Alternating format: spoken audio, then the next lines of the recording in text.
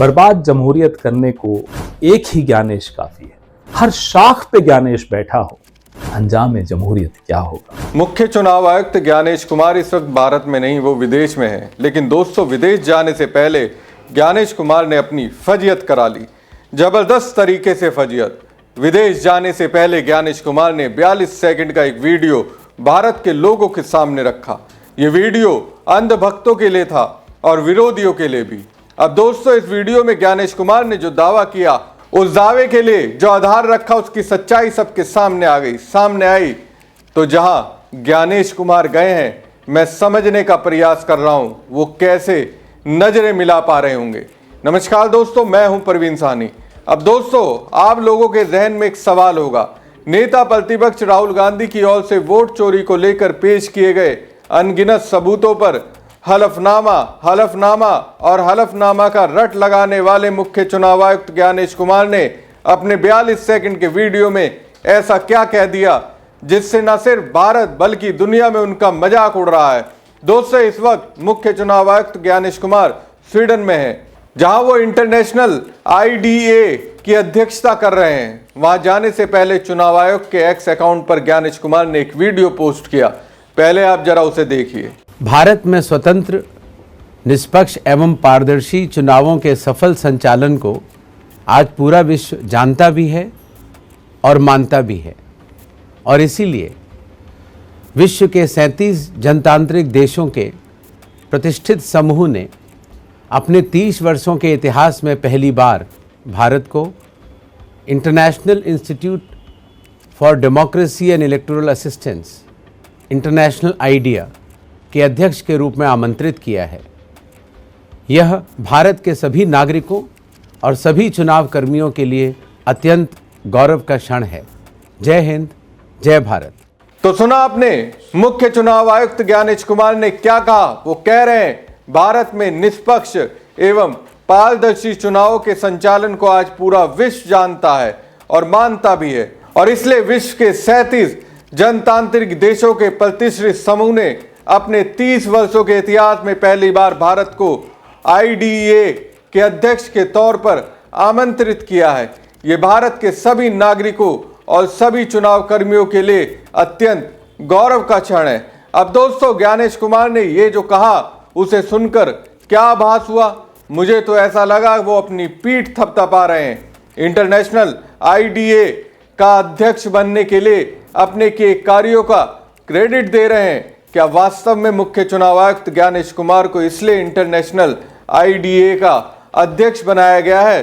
दोस्तों, ज्ञानेश कुमार पर यह आरोप लगते रहे कि वो PM मोदी के लिए संवैधानिक संस्था को लीड करने के बाद भी उनके लिए काम करते रहे हैं। अब ये आरोप सत्य हैं तो कहीं ना कहीं मुझे लग रहा है वो PM मोदी की तरह ही क्रेडिट लेने की जल्दबाजी दिखा रहे हैं। मोदी भी तो अब तक यही करते रहे हैं। चुनावों में जीत किसी की वजह से मिली, क्रेडिट मोदी को मिल जाता है। सेना ने पाकिस्तान को धूल चुटाई, क्रेडिट मोदी को जाता है। किसी ने सफलता हासिल की, क्रेडिट मोदी के पास गया। ऐसा होता रहा है। अब ज्ञानेश कुमार भी कुछ ऐसा ही कर रहे हैं। तो दोस्तों, चुनाव के जिस सफल संचालन की बात ज्ञानेश कुमार कर रहे हैं, एक तरह से अपने आलोचकों को ये बताने का जो कोशिश कर रहे हैं, भले ही आपने मुझे कितने भी BJP का एजेंट कह लिया हो, पक्षपाती कह लिया हो, लेकिन दुनिया ऐसा मानती नहीं है। दुनिया ने मेरे काम की तारीफ की। ज्ञानेश के इस बयान से ऐसा ही संदेश जाता है। वास्तव में ऐसा है क्या? दोस्तों, ऐसा बिल्कुल नहीं है। ज्ञानेश कुमार ने हमसे और आपसे झूठ बोला, ये साबित करता है एक्स का readers edit contest to this video. इसके जरिए पता चलता है अमुक व्यक्ति ने जो दावा किया है उसमें कितनी सच्चाई है। एक्स के ग्रोक के मुताबिक इंटरनेशनल IDEA का अध्यक्ष पद रोटेशनल होता है और भारत की बारी पहले से तय थी। अध्यक्ष का पद रोटेशनल क्रम में 2033 तक निश्चित है। इसलिए मुख्य चुनाव आयुक्त का दावा गलत और भ्रामक है। तो ये जो ज्ञानेश कुमार कह रहे हैं, उन्होंने अपने कार्यकाल में चुनावों का सफल संचालन किया इसलिए उन्हें अध्यक्ष बनाया गया, ये बिल्कुल ही गलत है। अगर वो मुख्य चुनाव आयुक्त भी नहीं होते उनकी जगह कोई और होता फिर भी वो इंटरनेशनल IDEA के अध्यक्ष होता। अब देखिए दोस्तों, मुख्य चुनाव आयुक्त ज्ञानेश कुमार ने ना जाने कितनी बार राहुल गांधी के दावों को फेक करार दिया। इस बार खुद उसके लपेटे में आ गए। फेक कहने वाला एक्स जो झूठ ज्ञानेश कुमार बोल रहे हैं उसकी सच्चाई सबके सामने रख दी। अब चलिए दोस्तों, इंटरनेशनल IDEA क्या है उसके बारे में आपको जल्दी से बताते हैं। IDEA की स्थापना 1995 में की गई थी। भारत इसका संस्थापक सदस्य है। इस इवेंट की अध्यक्षता करना भारत ही नहीं बल्कि भारत के हर मतदाता के लिए गौरव का विषय है। मुख्य चुनाव आयुक्त Gyanesh Kumar international institute for democracy and electoral assistant यानी इंटरनेशनल IDEA की अध्यक्षता संभाल NRUW अध्यक्ष के तौर पर भी वो साल 2026 में भी काउंसलिंग मीटिंग की अध्यक्षता करेंगे। इंटरनेशनल IDEA 1995 में बना एक अंतर सरकारी संगठन है जो दुनिया भर में लोकतांत्रिक संस्थाओं और प्रक्रियाओं को मजबूत करने के लिए प्रतिबद्ध है। अभी 35 देशों की मेंबरशिप और यूनाइटेड स्टेट और जापान के ऑब्जर्वर के तौर पर यह ऑर्गेनाइजेशन सबको साथ लेकर चलने वाली मजबूत और जवाबदेह डेमोक्रेसी को बढ़ावा देती है। इंटरनेशनल IDEA को 2003 से UN जनरल असेंबली में ऑब्जर्वर का दर्जा भी मिला हुआ है।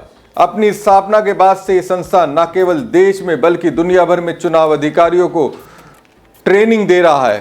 अब तक इसने करीब 142 देशों के 3169 अधिकारियों को ट्रेन किया है। हमारी खबर आपको कैसी लगी कमेंट बॉक्स में कमेंट करके जरूर बताएं। साथ ही पेज को ज्यादा से ज्यादा लाइक और शेयर कीजिएगा। धन्यवाद। बर्बाद जमहूरियत करने को एक ही ज्ञानेश काफी है। हर शाख पे ज्ञानेश बैठा हो, अंजाम जमहूरियत क्या होगा। अभी कुछ महीनों से लगातार राहुल गांधी कांग्रेस पार्टी सबूतों के साथ सवाल पूछ रही है, चुनाव आयोग से सवाल पूछ रही है। भारतीय जनता पार्टी प्रयास करती रहती है जवाब देने का, नहीं दे पाती। अब भारतीय जनता पार्टी ने एक प्रॉक्सी कैंपेन शुरू, 272 तथाकथित प्रतिष्ठित नागरिकों से एक चिट्ठी लिखवाई राहुल जी को। उस चिट्ठी में कोई तर्क नहीं मिलेगा, कोई तथ्य नहीं मिलेंगे, कोई जवाब नहीं मिलेंगे। उस चिट्ठी का लब्बो लबाब, उसकी भावना यह है कि जो चल रहा है उसको चलने दो, पर्दे में रहने दो, पर्दा ना उठाओ।